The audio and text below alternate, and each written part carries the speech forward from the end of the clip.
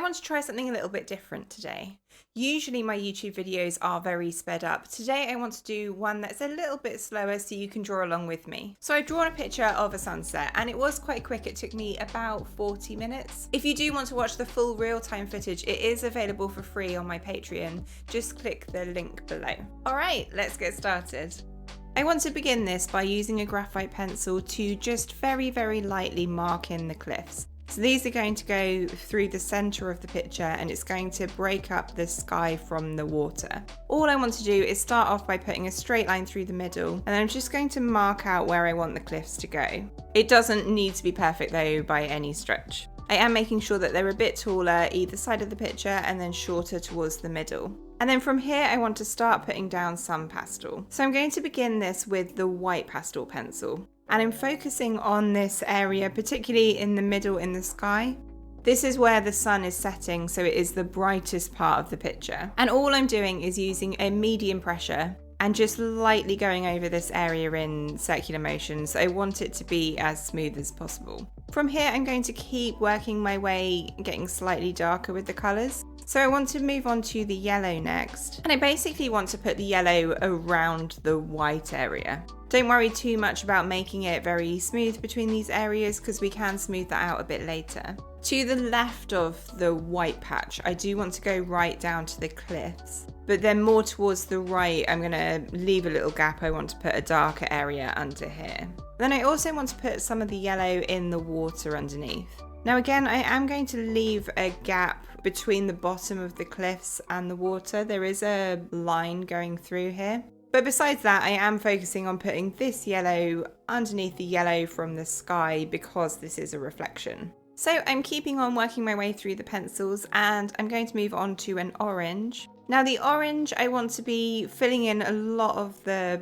bottom of the sky section close to these cliffs. So I'm working my way along the top of the cliffs and also just slightly going over some of the yellow section. Just the very edge of the yellow section is going to make blending these two colors together a bit easier. And once again, I'm going to do the same at the bottom. Now I'm using a medium pressure for this. I don't want to be pressing too hard, but I do want to make sure I get some of the pastel down, enough that I'll be able to blend it a bit later. And as always, I want to be working in these little circular motions to help me build up this colour. Do notice that I'm holding the pencil quite far back. I find it makes this all a little bit easier. It stops me from pressing too hard. And because right now I don't need to be super precise on where I'm putting the pastel, I don't need to be holding it really close to the tip. So from here, I want to move on to the pink, and I want to use this to mark out some clouds in the sky.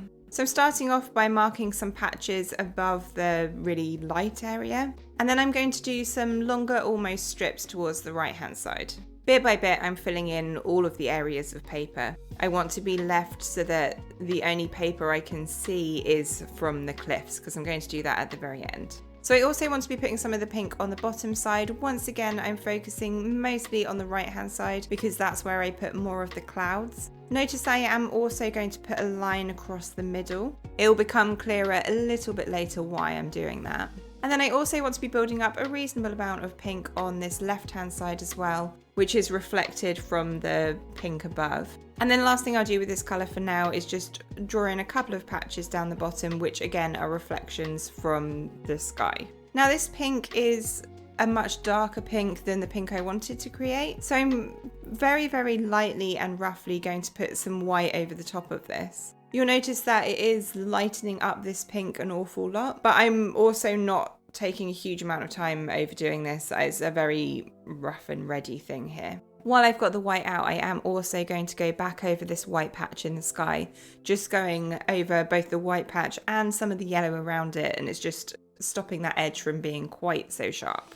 Let's go in now with quite a light blue. And in the sky, I'm wanting to fill in a lot of the gaps on the lower half of the sky. I'm going to go all the way up until I've got almost like a curved line up here. And then I'll be able to put a darker colour above that. Now notice that again, I am being quite rough and ready with this. I really just want to fill in all of the gaps. Once again, I'm going to do the same at the bottom, following a similar kind of line. so that it looks like a reflection. And then above that, I want to put a darker blue. I'm slightly overlapping the light with the dark. I will do more of this in a second. But for now, I'm really just focusing on covering all of the paper. So let's do the same down the bottom. So going over all of the areas left that has paper exposed and slightly going over the lighter blue section just to kind of roughly blend those areas together. While I've got this colour, I am also going to go over the line at the bottom of the cliffs. As I'm working from a reference here, I can see a little hint of blue down here. And although I am going to go over it with black a little bit later on, I think it's just going to add a little bit of extra richness. So now I've got the whole picture covered, what I want to do is start building up a little bit more of the pencil so that I have enough that I'll be able to blend. So I'm going to go back to the white, and I just want to kind of give the idea of drawing in a few more clouds, particularly towards the more pinky orange area towards the bottom. So I'm just working side to side this time with almost flicking motions and just creating these patterns that will at the end look like clouds. Now I'm doing the same at the bottom, although a little bit more roughly. Things are less clear when they're in the water, so it doesn't need to be as perfect as the sky. So right now I'm not completely happy with the blue section at the top. It looks a little bit flat and there's not enough pencil. So I'm going to go back over the whole of the sky area with the light blue. And as you can see, that's just adding a bit more richness here,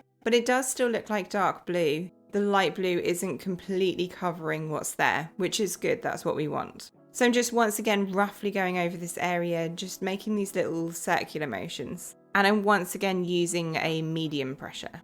Now there's a few final areas where I can see some paper showing. So I want to have a little bit of a focus on there. So whilst I've got this blue pencil out, I am going to put some of it either side of this strip underneath the cliffs. And then I can use the orange towards the middle and just blend that orange into the blue. And then from here, I'm going to go back to the dark blue and once again go over the top of the sky. I just want to deepen it down a tiny bit more. And whilst I've got this colour, I'm going to go over this area on the left-hand side where there's a reflection here of what will be quite a big cliff.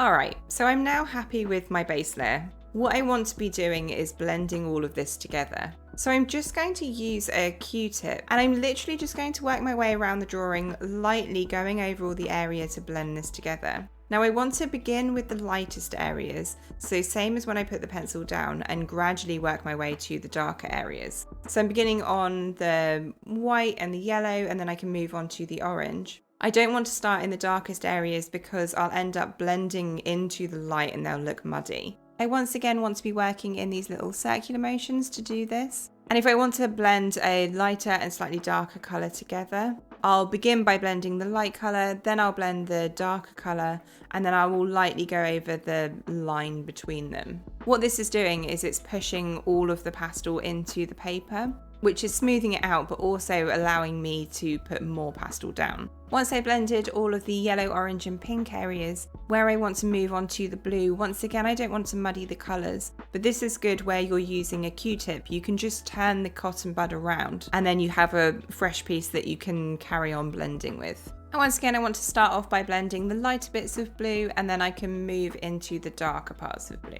So by the time that I finish blending this, I have a nice smooth sunset, but there isn't any detail whatsoever on it. So what I want to start thinking about now is adding some of that detail in. So I once again want to start with the lightest colour. So I'm going to begin with the white and I want to brighten up this area in the centre where the sun is. I'm not going to work in exactly the same way as last time. Last time I put sort of an oval shape here. But because I want to be adding more details, I want to start adding some of the feeling of some cloud here. So I'm starting at that same spot, but I'm almost making little flicking motions coming out and horizontally across the piece so that it looks almost like clouds. And I'm going much further out this time than I did before. I want the clouds to stretch across most of the centre of the sky. I also want to be adding a little bit of white over the pink areas just to give them a little bit more interest. I can literally just put a white line towards the bottom of these pink clouds and it makes them look more interesting. Now I don't want to forget the reflection in the water as well. I'm going to put a little bit of the white in this strip in the middle here. Once again working side to side And then I very lightly want to put some in the reflection where the sun will be as well. Now I will, towards the end, be putting a man in a boat around this section. So I don't need to go too overboard here, but I do want to make sure it roughly matches the sky. So now I want to add in a little bit more pink. I'm going to start very lightly on the reflection in the water first. Just lightly adding a few patches, although I'm going to be a bit harder towards the right hand side because I want to add quite a bit more over here. And then once again in the sky close to where the cliffs are, I want to be adding a bit of pink here, but I want to be working around the white that I put down a second ago. And I'm once again working in flicky side to side motions. I'm going to put a little bit on the left hand side as well, both on the sky and just over the edge of this dark blue shadow. And then I can move on to the brown and just add a few clumps of slightly darker clouds. I just want to add a little bit more depth, particularly on this side. Let's also use the brown to add in a slightly clearer reflection in the water of the cliffs. Now this doesn't have to be perfect because it's a reflection. I'm just roughly following the shape that I marked out at the very beginning of the cliffs that I will be drawing. So as I've mentioned a few times, they're larger either side, and then there's a little bump towards the middle. But on the most part, it is just a light line going through the center.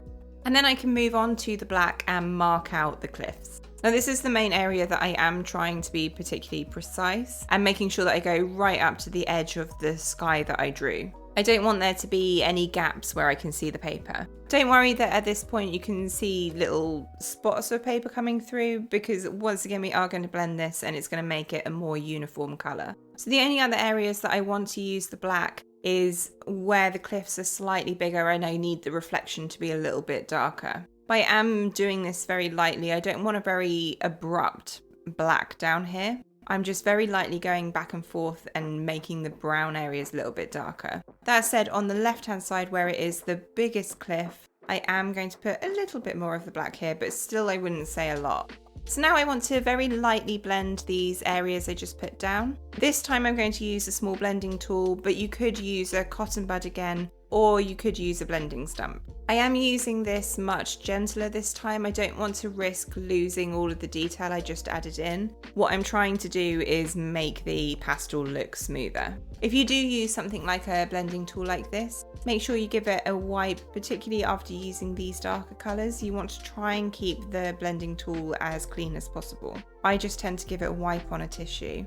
So what I want to do now is really tidy up the edges. I'm going to use a black polychromos pencil to do this, just because I can get a really sharp point on it and I can be extremely accurate. It also goes very nicely over the top of pastel. If you don't have a black polychromos pencil, then you could just sharpen your black pastel pencil.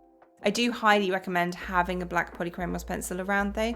I do find it a very helpful tool. And then the last thing I want to do is draw out my man in a boat. If you're unsure about drawing this, I would recommend practicing on a spare piece of paper first. But I'm basically starting off by drawing a rough boat shape, and then I can draw a little oval coming out the top, which will be his body, a upside down V shape for his leg, and just a little circle for his head. And then I can draw the fishing pole. For the reflection in the water, I want to do the same thing again, but I'm doing it far lighter this time. And then that's it. Alright, I hope you enjoyed this video. If you do want to watch the real-time footage, again, it is available on my Patreon. This is a freebie, you don't need any memberships to watch this video. Now, as always, if you've enjoyed this video, give it a like, and don't forget to click the subscribe and the notify bell so you never miss an art tutorial.